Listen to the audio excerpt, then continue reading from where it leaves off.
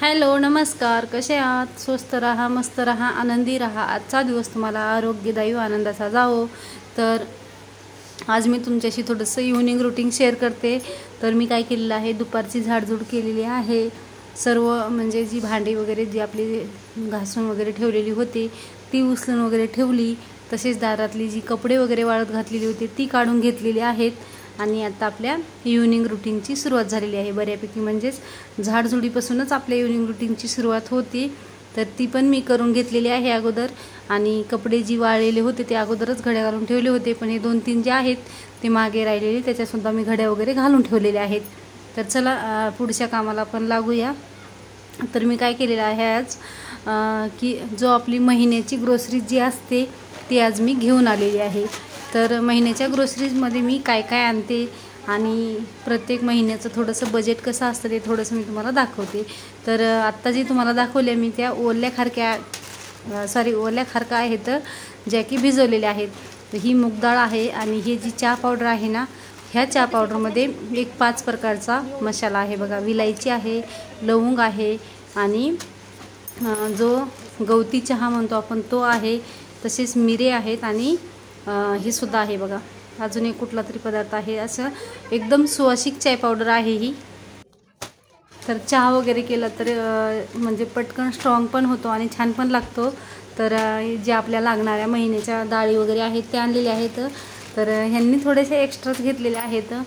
तर चला मी तुम्हाला दाखवलेलं आहे म्हणजे ह्याच्यामध्ये काय काय आपल्याला जे जे महिन्यामध्ये लागणारं सामान आहे ते मी घेतलेलं आहे.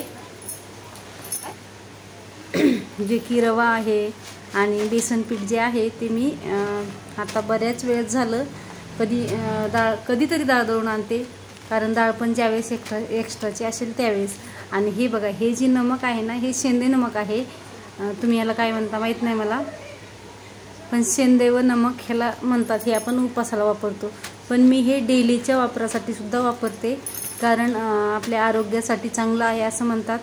पण मग तर त्यासाठी या 2-4 महिने चांगले जवळपास 4-5 महिने होत आले. तर तेव्हापासून मी हेच मीठ यूज करते, कारण अगोदर असं बारीक मिठाचे पुडे मिळतात असं मला माहीत नव्हतं. मी सुरुवातीपासूनच मला बऱ्याच दिवसापासून माहीत आहे की शरीरासाठी काळं नमक किंवा शेंदेव नमक जे आहे ते चांगलं आहे म्हणून, जे की आपल्या व्हाईट कलरच्या मिठापेक्षा हेल्दी आहे. तर चला असो, जेव्हापासून मला कळलेलं आहे तेव्हापासून मी काय केलेलं आहे, वापरायला सुरुवात केलेली आहे. तर आता हे सर्व साहित्य जे आहे मी पिशवीतून बाहेर काढून घेतलेलं आहे. आता लगेच ज्याच्यामध्ये भरलेलं जातं त्यामध्ये मी भरून ठेवते. तर ह्यावेळेस मी गावी गेले होते 8 दिवस, त्यामुळे थोडंफार मटेरियल जे आहे आपलं पहिलं ते थोडंफार उरलेलं आहे, त्यामध्येच टाकून ठेवणार आहे. आता वेळ भेटेल तेव्हा हे थोडंसं निसून वगैरे ठेवायचं, नसेल तर मग थोडंसं वाळून वगैरे ठेवायचं, जसा वेळ भेटेल तसं. तर आता सध्याचं जे आहे ते एकदम म्हणजे असं काही नाही की ह्याच्यामध्ये खडे आहेत किंवा बारीक आपलं हे आहे कचरा आहे असं काही नसतं. थोडंसं म्हणजे डीमार्टमधला माल जो आहे ना तो मी तुम्हाला गेल्या वेळेस सांगितलं होतं की क्लीन असतो. तर त्यासाठी जास्त ह्याला निसत वगैरे बसायची गरज नाही पडत. तर त्यासाठी आता एक एक करून हे साहित्य मी जे आहे ते सोडून ठेवत आहे. आणि हो, सुरुवातीलाच मी तुम्हाला ह्याच्यामध्ये एक खारीकचं पाकिट दाखवलेलं आहे. तर ते ओल्या खारका आहेत ज्या की आपण भिजवल्यावर हे होतात ना, त्या थोड्या वेगळ्या दिसतात. भिजवलेल्या खारका थोड्या वेगळ्या राहतात, पण ह्या एकदम आपण पाडाच्या खारका जशा म्हणतो ना त्या प्रकारच्या आहेत बघा. छान लागतात, खायला आवडतात मुलांना. तर कधीतरी मुलांच्या आवडीचंही आणलेलं चांगलं. तर कधीतरी म्हणून नाही, पण जेव्हा कधी घ्यावंसं वाटतं, लक्षात राहील त्यावेळेस आणते. तरी ते मला प्रतीक्षानं भरण्या वगैरे जे आहेत ते आणून दिलेले आहेत आणि मी लगेच भरून वगैरे ठेवलेले आहेत. जे मटेरियल एक्स्ट्राचं आहे म्हणजे पहिलं संपलेलं नाही ते मटेरियल मी ह्यावेळेस सोडून नाही ठेवणार, तसंच डब्यामध्ये पॅकिंग ठेवणार आहे. कारण पॅकिंग जसं ठेवलं तर ते थोडंसं व्यवस्थित राहतं. तरी इथे जे दिसत आहे तुम्हाला ते मूग डाळीचं पाकिट आहे आणि हे जास्त साहेबांच्या आवडीचं आहे. खायला तर सगळ्यांनाच आवडतं आणि सगळ्यांनाच छानही लागतं. तर त्यासाठी पण जास्त पसंती याला साहेबांची आहे.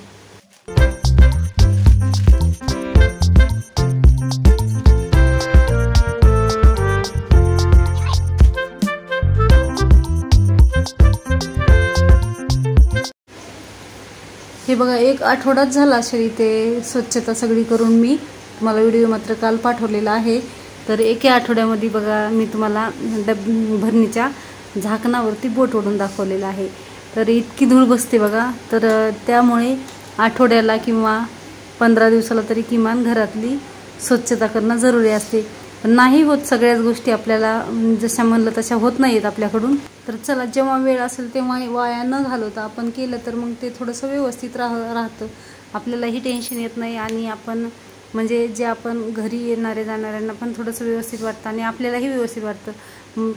ज्यावेळेस आपल्याकडं म्हणजे जागची जागी पसारा पडलेला असेल किंवा घरातला पण प्रत्येक वस्तूवर हे झालेलं असेल, धूळ झालेली असेल किंवा प्रत्येक वस्तू जशाची तशी म्हणजे एकदम जसं की मसाले डबा आपण बघतो, साखरेचा डब्बा आपण बघतो, तर ते थोडंसं आपण रोज घेतो आणि तो जर व्यवस्थित नसेल दिसत आपल्याला तर कधी ना कधी म्हणजे तशा वस्तू आपल्याला बघून नेहमी मला तर चिडचिड होते बघा.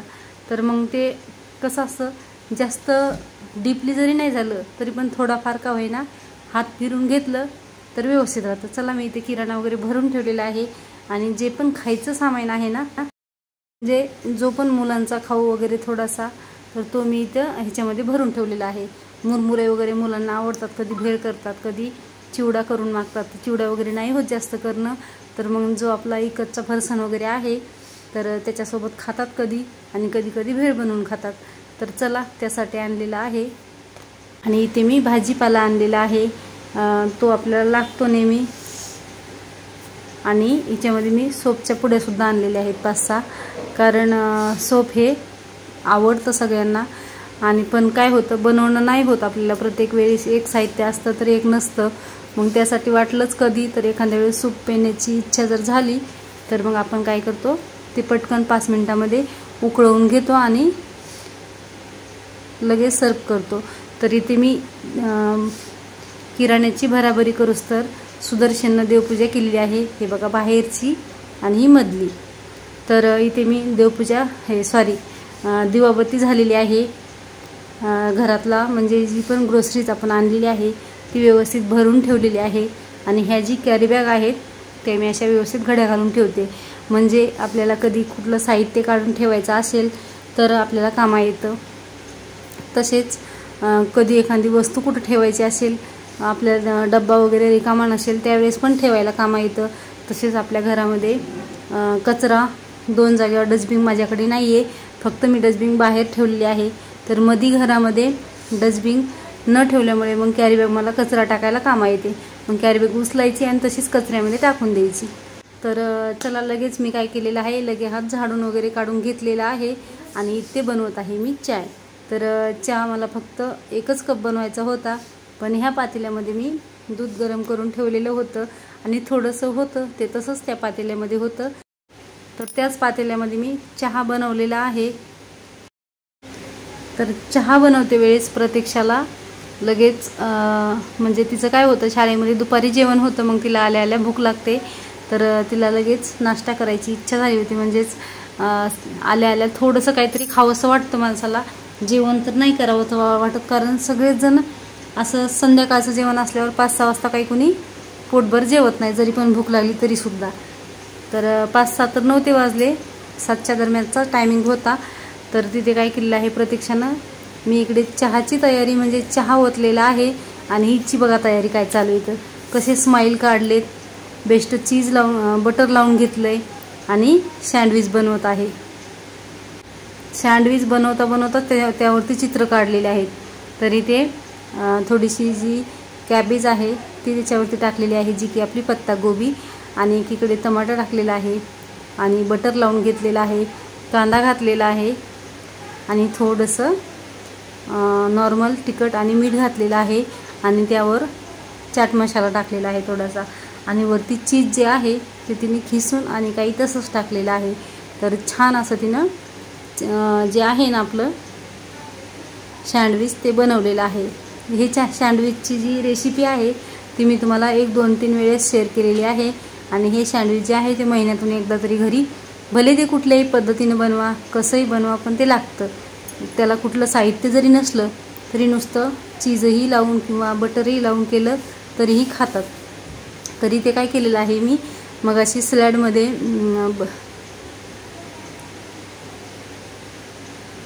बीट वगैरे खायला घेतलेलं आहे आणि थोडंसं उरलेलं होतं, तर मला चला थोडीशी रेसिपी तुमच्याशी शेअर करूया ह्याची.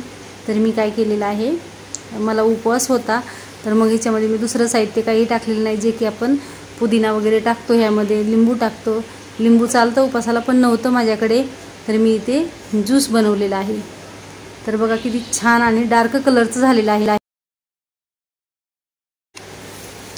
तर बीटचं ज्यूस तयार केल्याच्या नंतर आपल्याला छानशी वाटेल तर आपण त्याच्यामध्ये तिखट, मीठ आणि थोडासा लसूण, जिरे वगैरे घालून तुम्ही त्याची कुठली अजून एखादी रेसिपी करू शकता, जे की हे मटेरियल चाळणीमध्ये राहिलेलं आहे ना ते घालून. जसे की बीटरूटची आपण थालीपीठ करू शकतो किंवा भजीसुद्धा करू शकतो, तसेच धिरडंसुद्धा करू शकतो. तर चला, असो ज्याची त्याची आवड, ज्याच्या त्याच्या पद्धतीनं जे ते सर्वजण करतात. आणि इथे ह्यांनी डबा नेलेला होता, मला सोमवार होता, त्यासाठी मी काय केलेलं आहे, प्रतीक्षा आणि सुदर्शनसाठी खिचडी बनवलेली आहे थोडीशी. तर चला, खिचडी तर आपण सर्वजण बनवतो आणि खिचडीची सुद्धा मी 1-2 प्रकारची रेसिपी मी तुमच्याशी शेअर केलेली आहे.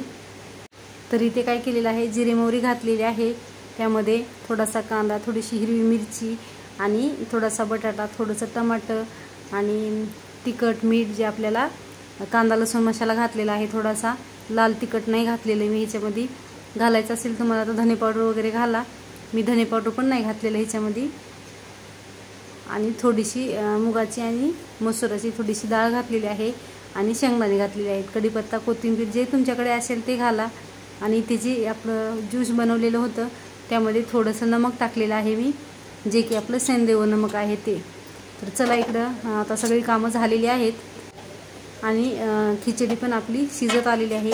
पण तोपर्यंत लगे हात मी काय केलेलं आहे, किचन कट्टा आणि गॅस वगैरे सर्व पुसून घेतलेलं आहे आणि जी पण भांडी घासायला पडलेली आहेत ती लगेच घासून घेतलेली आहेत. आणि इथे दूध तापवायचं राहिलेलं होतं, ते दूधसुद्धा तापायला ठेवलेलं आहे.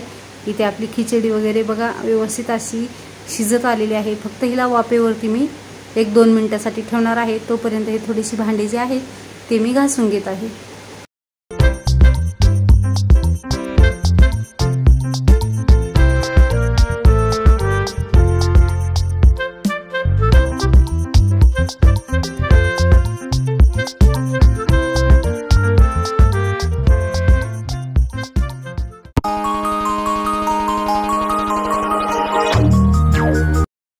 तर हे बघा, खिचडीला छान असं स्ट्रेक्चर आलेलं आहे. खिचडी आपली शिजलेली आहे, भांडे घासून झालेले आहेत, गॅस पुसून घेतलेला आहे, कट्टा पुसून घेतलेला आहे आणि लगे हात मी आता काय केलेली आहे, ही जी आपली आहे ती झाडलोटसुद्धा करून घेतलेली आहे. सर्व क्लिनिंग झालेली आहे. तर हे आहे आपलं इव्हनिंग रुटीन. तर व्हिडिओ आवडला तर नक्कीच लाईक, शेअर आणि सबस्क्राईब करा. तर पुन्हा भेटूया अशाच एका नेक्स्ट व्हिडिओमध्ये. तोपर्यंत सगळ्यांना बाय आणि ओम नमः शिवाय.